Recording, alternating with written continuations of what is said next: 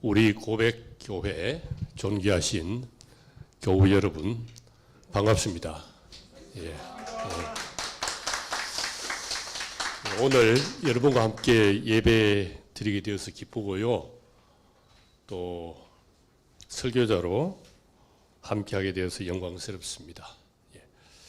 지난 한 해 동안 여러모로 수고 많이 하셨지요. 세게 대답하셔야 되거든요. 수고를 많이 하시니까. 수고 많이 하셨지요. 예. 성탄의 기쁨 가운데 복된 새해 맞으시기 바랍니다. 예. 제가 고준석 목사님이 유학 가는 길을 막았군요. 저는 전혀 기억을 못 하는데요. 예. 세월이 참 빨리 갑니다. 제가 은퇴 지금 14년 차에 들었었거든요. 그렇게 빨리 가더니요.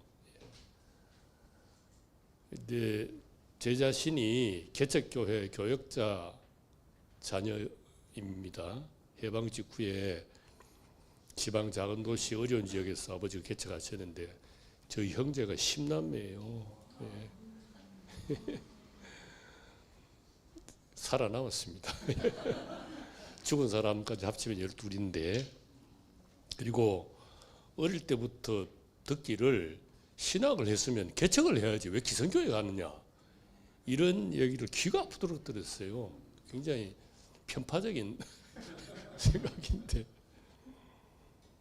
제가 1970년대 충북 보원의 산골교회에서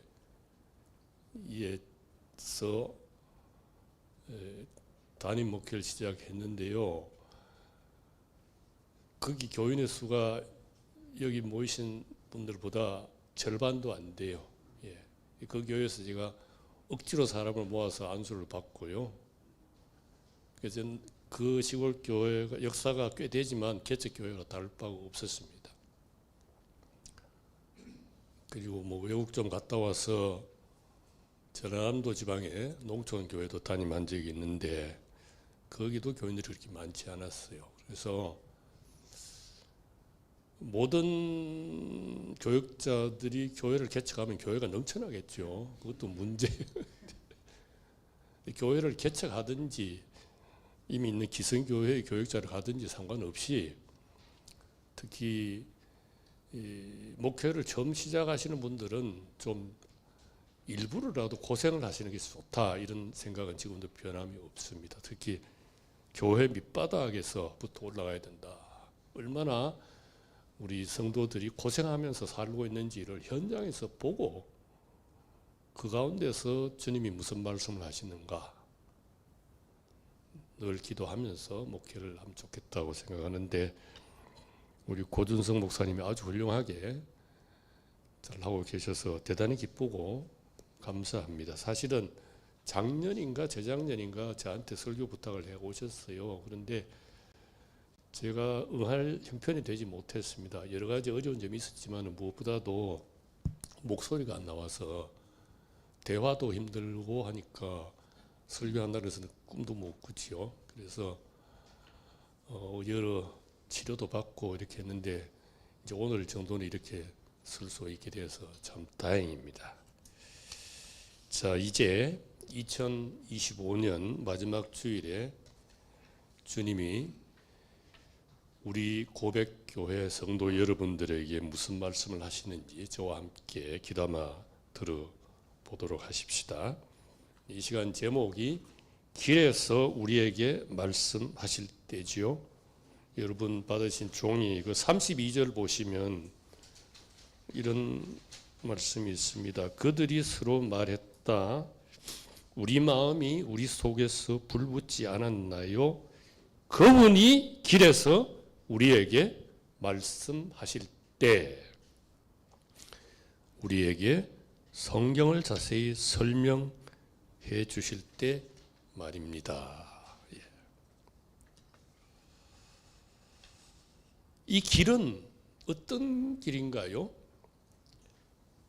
13절에서 알 수 있습니다. 13절을 다시 읽겠습니다. 아까 교독을 많이 하셨으니까 앞부분 제가 읽지요. 그런데 보라, 그들 가운데 두 명이 바로 그날 어떤 마을로 가고 있었다. 예루살렘에서 11.1km 떨어진 곳인데 이름은 엠마오였다. 길은 예루살렘에서 엠마오로 가는 길입니다. 예. 그럼 여기 나오는 그들 가운데 이 그들은 누군가? 이제 보면서 다른 부분들도 같이 보면서 생각해야 되는데 예수 부활 소식을 가장 먼저 들은 사람들입니다. 부활절 새벽에 여자분들이 무덤으로 찾아갔죠. 예수님 시신을 볼 수가 없었습니다. 천사가 나타나서 예수 다시 사셨다는 소식을 알려주죠. 그래서 얼른 와서 이 소식을 전했습니다. 11사도와 또 그때 같이 있던 사람들, 이 사람들이 그들입니다. 이 그들 가운데서 두 사람, 베드로와 또 한 사람은 그 소식을 듣고 즉시 확인차 무덤으로 달려가지요. 그런데 오늘 누가복음 24장의 주인공인 두 사람은 정반대예요. 엠마오로 길을 떠났어요. 그럴 리가 없어. 저 여자들이 잘못 본 거지. 잘못 들은 거야. 장례까지 다 치렀는데 아무리 예수님이라고 해도 다시 살아나실 수는 없잖아. 예. 이젠 모든 게 끝났어. 예. 우리 모두 각자 다시 그전처럼 살아가는 수밖에 없겠어. 자칫하면 우리까지 당국에 체포될 텐데. 예. 뭐 이런 생각을 하면서 예루살렘을 떠난 것이죠. 그날 부활의 날 이 사람들이 언제 예루살렘을 떠났는지 짐작할 수 있는 내용이 28절, 29절인데요. 이 같이 한번 읽어보십시다. 28절, 29절 읽겠습니다. 이제 그들이 가려는 마을에 가까이 왔다. 예수님은 더 가려는 것처럼 하셨다. 그들은 억지로 권하며 말했다. 우리와 함께 머물러 주세요. 해질녘이고 이미 날도 저물었습니다. 그래서 예수님이 그들과 함께 머무시려고 들어가셨다. 해질녘에 도착했잖아요. 근데 앞에서 읽은 대로 보면은 엠마오는 예루살렘 서쪽으로 11.1km. 어른들 보통 걸음거리로 하면은 3시간에 넉넉히 도달할 수 있는 거리에 있는 마을이죠.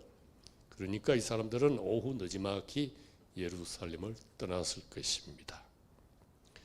아무튼 이들은 부활의 기쁜 소식을 전해 듣고도 믿지 못했습니다.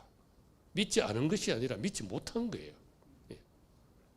그래서 낙심하고 절망에 빠져서 오후에 틀레틀레 엠마오로 길을 나선 것이지요. 존귀하신 여러분, 2025년 한 해를 살아온 우리의 모습도 어쩌면 이 두 사람의 모습과 크게 다르지 않다고 하겠습니다. 물론 우리는 부활하신 예수님 덕분에 우리도 부활할 것을 확실히 믿고 살아갑니다. 늘 감사드리지요. 하지만 우리 생활은 별로 달라진 것이 없지 않은가 하는 생각이 듭니다.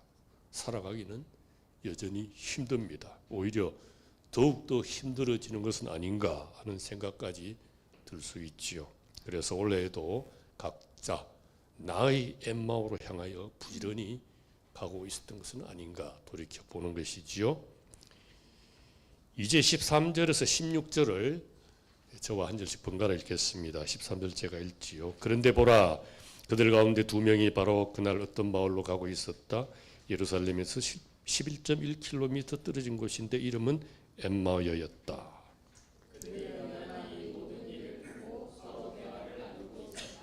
그들이 대화를 나누며 의논하고 있을 때였다. 예수님이 몸소 가까이 다가가셔서 그들과 함께 걸어가셨다.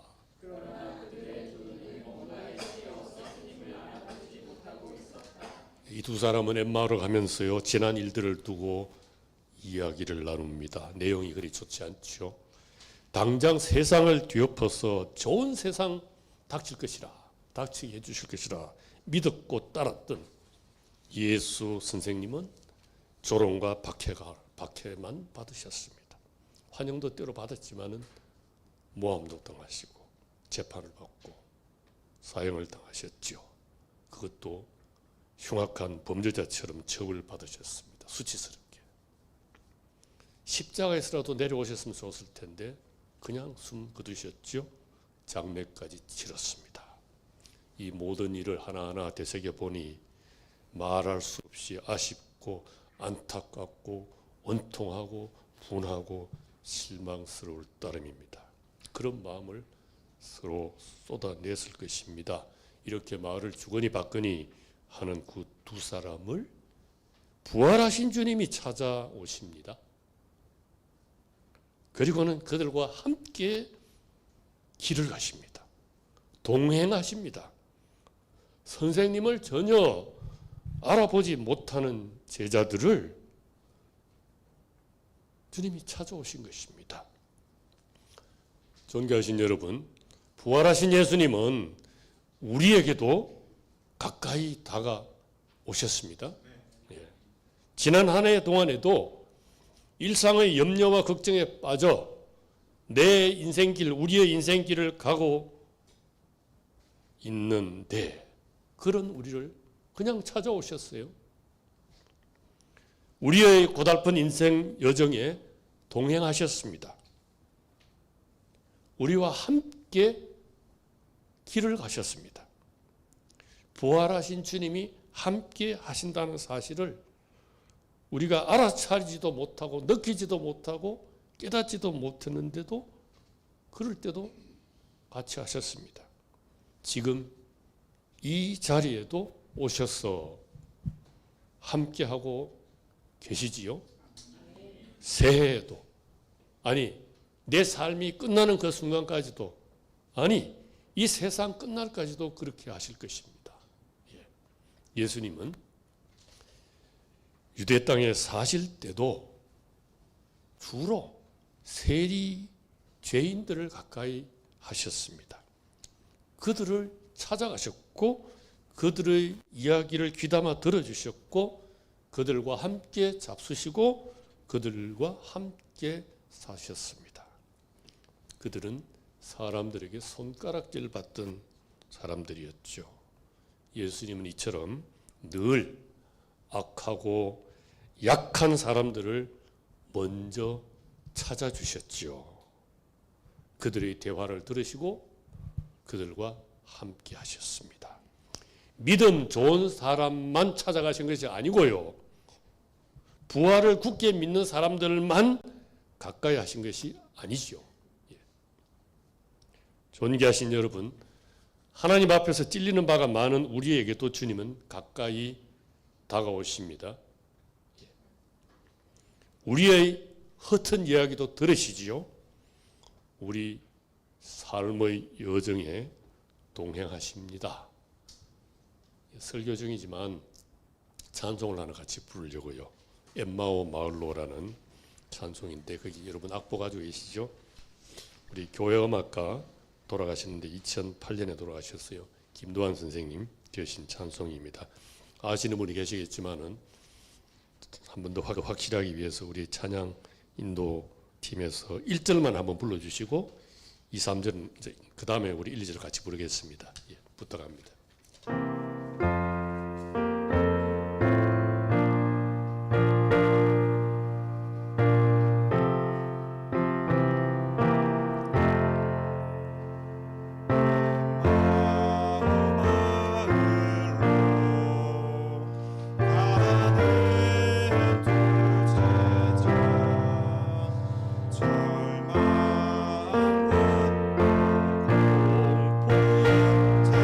공포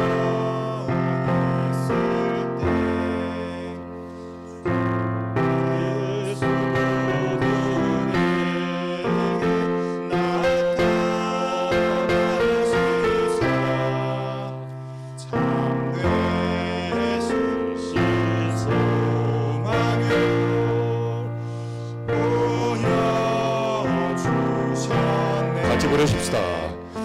엠마오 마을로 가는 두 제자 절망과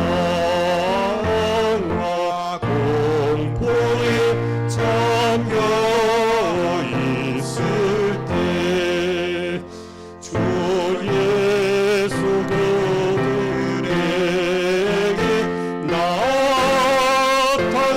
나타나시사 참되신 소망을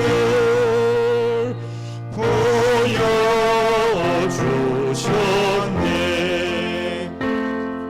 이 세상 사는 길 엠마오의 길 끝없는 슬픔이 앞길을 막으나 주 예수 우리들에게 나타나시사 새 소망 주심에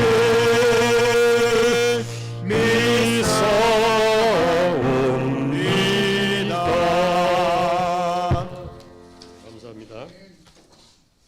엠마오로 간 사람을 부활하신 예수님이 찾아오셨지요.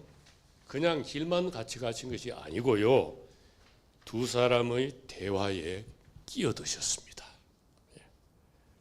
우선 두 사람에게 질문합니다. 17절 제가 읽습니다. 예수님이 그들한테 말씀하셨다. 그대들이 걸어가면서 서로 주고받는 이 말들은 뭡니까? 새한글 성경에서는요, 예수님이 사람들에게 높임말을 써요. 함부로 막말 안 써요. 예수님이 오늘 한국에 와서 설교하시면 막말하실까요? 그럴 수 없습니다. 예. 그들이 어두운 표정으로 멈춰섰다. 온 유대 사회가 아는 일을 예수님은 전혀 모르시는 듯이 질문하신 것이죠. 두 사람 가운데 한 사람이 대답합니다. 18절도 제가 읽습니다. 그 가운데 한 사람인 글레오바가 예수님께 대답했다. 예루살렘에 몸묻혀 사시면서 당신 혼자서만 요즘 그곳에서 일어난 일을 알지 못하십니까? 핀잔 주는 식으로 퉁명스럽게 말했겠죠. 아랑곳하지 않습니다. 예수님은 다시 물으십니다. 그러자 그들이 자세히 알려줍니다. 19절부터 24절은 저와 한 절씩 번갈아 읽어보십시다. 예수님이 그들에게 말씀하셨다. 무슨 일 말이세요? 그 사람들이 예수님께 대답했다. 나사렛 예수님 일 말입니다. 그분은 예언자였습니다. 하나님과 모든 백성 앞에서 일과 말에 능력이 있는 분이셨죠?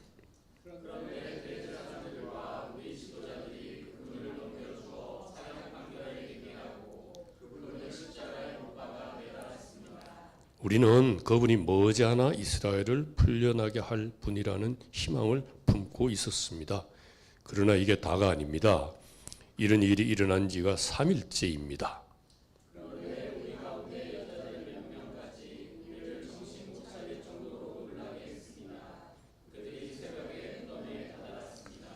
그러나 예수님의 시신을 찾아내지 못하고 와서 하는 말이 천사들이 나타난 것을 보았다는 겁니다. 천사들은 예수님이 살아계시다고 했답니다.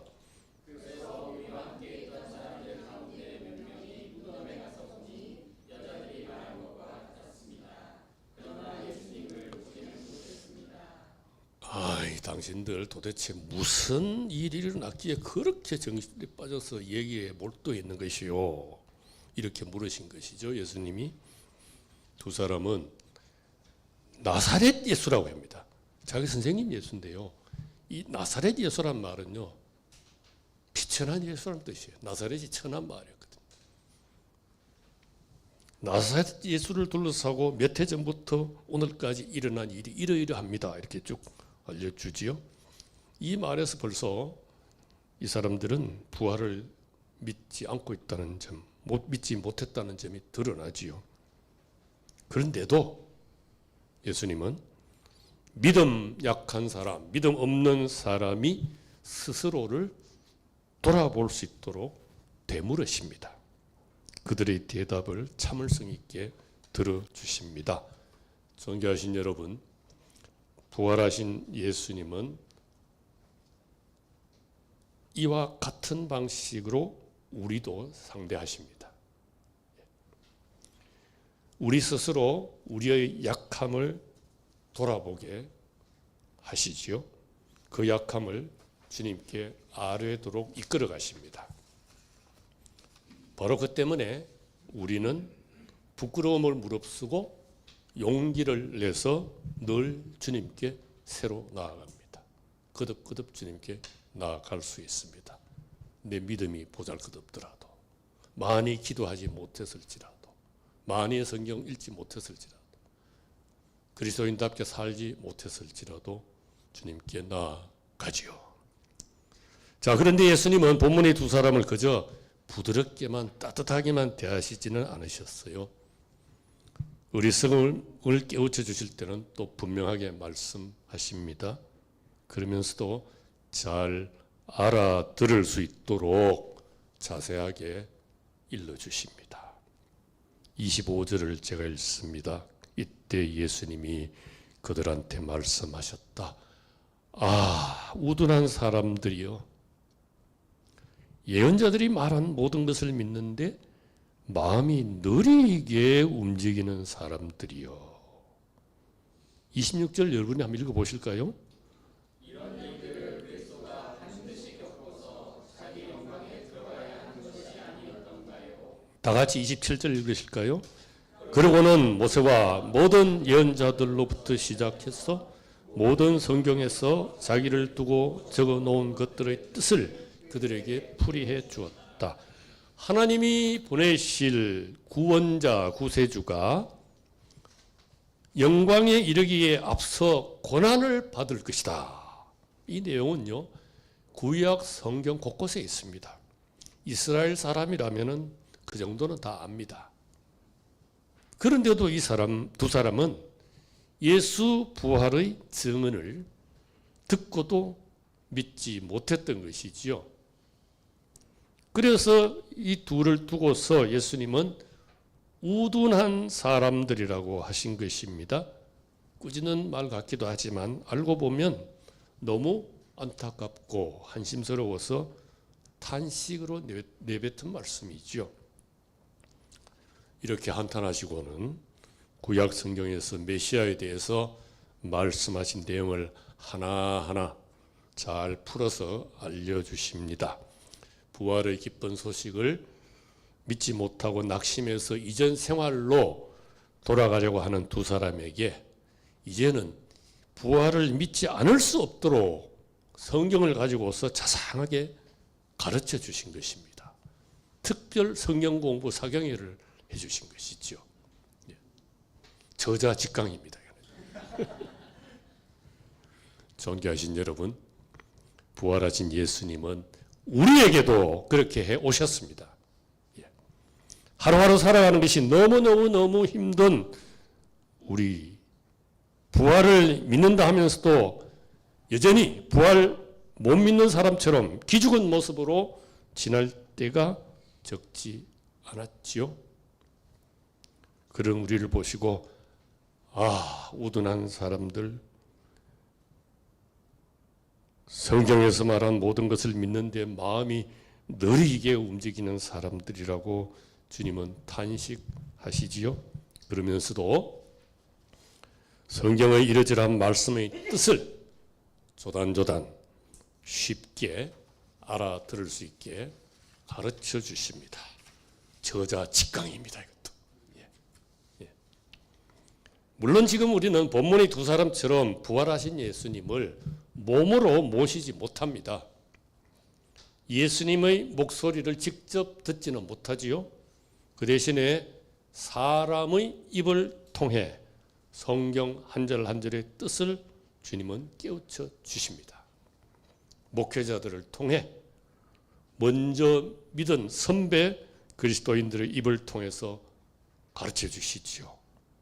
무엇보다도 우리가 날마다 성경을 읽을 때, 기도할 때 주님은 우리에게 말씀하십니다. 우리가 느끼지 못할 뿐이에요. 깨닫지 못할 뿐이에요. 때로는 우리가 겪는 크고 작은 일 가운데서, 우리가 만나는 숱한 사람들 가운데서 주님의 목소리가 들리기도 합니다. 그것이 주님의 목소리인 줄 내가 몰랐을 따름이에요. 다시 누가복음 24장으로 돌아갑니다. 예수님이 성경을 풀어가며 자신에게 대해 말씀하시는 동안 세 사람은 엠마오에 다다랐습니다. 그 뒤 무슨 일이 일어났던가요? 28절에서 31절을 저와 한 절씩 번갈아 읽어 보십시다. 이제 그들이 가려는 마을에 가까이 왔다. 예수님은 더 가려는 것처럼 하셨다.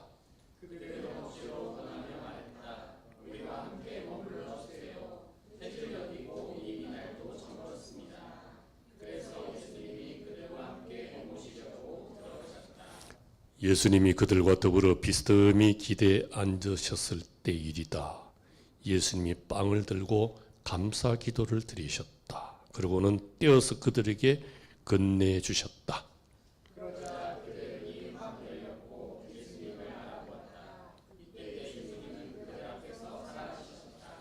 길을 함께 오는 동안 예수님의 말씀을 들으면서도 두 사람은 부활하신 선생님을 알아보지 못하지요. 그래도 참 이번 말씀이 깊이가 있구나, 빨려 들어가는 걸 느끼죠. 그래서 말씀을 좀 더 들어보고 싶다 해서 강사로 초청한 것이죠. 엠마오, 우리와 함께 여기서 좀 묵고 가십시오. 이미 날은 저물지 않았습니까? 예수님은 이들의 초대를 받아들이십니다. 숙소에 함께 들어가십니다. 저녁 밥상이 나왔습니다. 예수님이 마치 초대한 주인공이 되는 것처럼 식사 기도를 하십니다. 유대 전통에서는요, 식사할 때 주인이 식사 기도를 해요. 이 지금도 서양 가정에 가면 전통이 남아 있습니다. 인도네시아에서 오래 선교사 활동하신 스위스 구약 신학자 내외 가정에 제가 머문 적이 있는데, 아침에 일어나서 가니까 그 할아버지 교수님이 가운데 앉으시고 다 자녀들, 그다음에 손님들하고 빵을 들고 기도하시고 떼어서 주시더라고요. 다 이렇게. 우리말로 하면은 예전에 우리 어머니들은요, 밥 한 솥 가지고 와서 십자가 꺾고 기도하고 다 밥 퍼주거든요. 예수님은 초대를 받아서 들어가셨는데 식사 시간이 완전 주객이 전도된 거예요. 예수님이 초청자예요. 이 두 제자가 이제 초대를 받는 입장이 된 겁니다. 그리고 빵을 떼어주시니까 눈이 확 열린 거죠. 우리 선생님이시구나. 그 순간 예수님은 눈에 더 보이지 뿅. 부활하신 분이시니까. 그래서 서로를 쳐다보고 감격해서 말합니다. 우리 32절 오늘 제목이 있는 구절인데 같이 한번 읽어보시는데요. 실감나게 읽으십시오. 이렇게 감정을 실어서. 처음에는 이제 해설자가 말하지요. 그들이 서로 말했다. 그 다음에 이제 그들의 말인데 같이 읽겠습니다. 우리 마음이 우리 속에서 불붙지 않았나요? 그분이 길에서 우리에게 말씀하실 때 우리에게 성경을 자세히 설명해 주실 때 말입니다. 각자 출신 지방 사투리를 한번 말해보세요. 야! 그분이 말씀하실 때 막 불 붙었지? 불 붙지? 충청도 붙였었잖아요. 이렇게. 속에서 천불이 난 거예요. 이건 좋아서. 또 모르는 사이에. 그런데 이걸 원문을 보면요. 그 불이 내 속에서 나온 불이 아닙니다. 바깥에서 들어온 불이에요. 우리 속에서 나온 열정이 아니라고요. 냉랭한 두 제자의 마음을 녹이고 변화시키는 하나님이 주신 불이에요. 불덩이죠. 부활하신 예수님은 말씀으로 이 두 사람 마음에 불을 붙여서 활활 타오르게 하셨다는 것이지요. 그러므로 이 불은 한 사람 속에 그냥 갇혀 있을 수 없는 불입니다. 밖으로 나올 수밖에 없어요. 이제 마지막 석절을 읽습니다. 33절을 제가 읽고요. 두 사람이 바로 그 시간에 일어나서 예루살렘으로 돌아갔다. 가서 보니 그 11명과 또 그들과 함께하는 사람들이 모여 있었다. 34절 읽으시죠.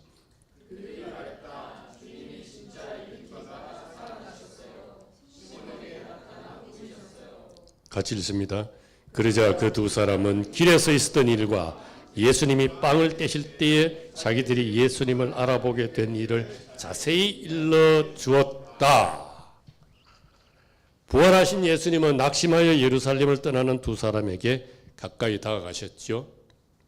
함께 길을 가셨습니다. 그들의 말을 들어주셨어요. 질문하셨어요. 그들에게 말씀하셨습니다. 성경을 풀어주셨습니다. 그렇게 그들의 마음을 말씀으로 불태워 주셨습니다. 결과 그 두 사람은 부활의 증인이 되었습니다. 존귀하신 여러분, 그 두 사람이 바로 우리가 아닌가요? 예. 믿음이 부족해서 부활의 기쁜 소식을 제대로 믿지 못할 것처럼 보일 때도 있죠. 이전의 나로 돌아가고 싶어서 또 스승일 때도 있었습니다. 그런데 그런 길에서, 돌아가려는 길에서 부활의 주님이 찾아주신 우리입니다. 이런 우리의 부족한 말을, 흩은 말을 부활하신 주님이 들어주셨어요. 그리고 물어보시고 말씀해 주셨어요. 그렇게 우리 인생 여정을 지금까지 2025년에도 함께 해 주셨습니다. 그렇게 우리의 마음을 불태워 주셨지요. 여러분, 신앙을 체험이라고 할 때 너무 나에게 아무 느낌이 없으면 잘못됐다고 오해하지 마시기 바랍니다. 이 두 제자들처럼 놀라운 사건이 일어날 때 나는 냉랭할 수가 있어요. 아무것도 느끼지 못할 때가 있어요. 그러나 그 순간 이미 하나님은 일하신 거예요. 그러니까 나한테서 막 감격이 터지고 찬송을 해야만 은혜를 받은 게 아닙니다. 기도 막 찬송도 하던데 어떻게 기도해야 될지도 모르고 막 앞이 캄캄할 때 그 순간에야말로 하나님이 가장 나한테 가까이 계시는 순간이에요. 그러니까 나의 감정에 너무 좌우되지 마시라고요. 성경에서 알려준 대로 받아들이면 돼요. 낭망에서 돌아가던 제자들을 찾아오셨다고요. 믿음이 떨어진 제자들을 오셔서 같이 말씀하시고 그 말씀 가운데 이미 불을 주셨거든. 그 효과는 나중에 나타날 수도 있어요. 그러나 그 사실은 내 느낌하고는 별개의 문제예요. 일방적으로 주어진 선물입니다. 은혜이지요. 자, 길에서 우리에게 말씀하실 때 올해 남은 며칠 또 새해 또 내 삶이 팍팍하고 재미없더라도 주님은 여전히 우리를 찾아오셔서 말씀하고 계시는구나 기억하시고요. 용기를 잃지 마시고 가시면 돼요. 혹시 잘못 가는 길이 있으면 바로 주실 것입니다. 함께 기도하십시다. 주님, 2025년 우리가 걸어온 길에서도 주님이 우리를 찾아오셨군요. 우리에게 말씀해 주셨군요. 우리가 이 놀라운 사실을 잊지 않게 해주십시오. 앞으로도 끊임없이 말씀하시면서 우리 냉랭한 마음을 불태워 주십시오. 부족하지만 부활의 증인으로 씩씩하게 용감하게 살도록 이끌어 주십시오. 예수님 이름으로 기도합니다. 아멘.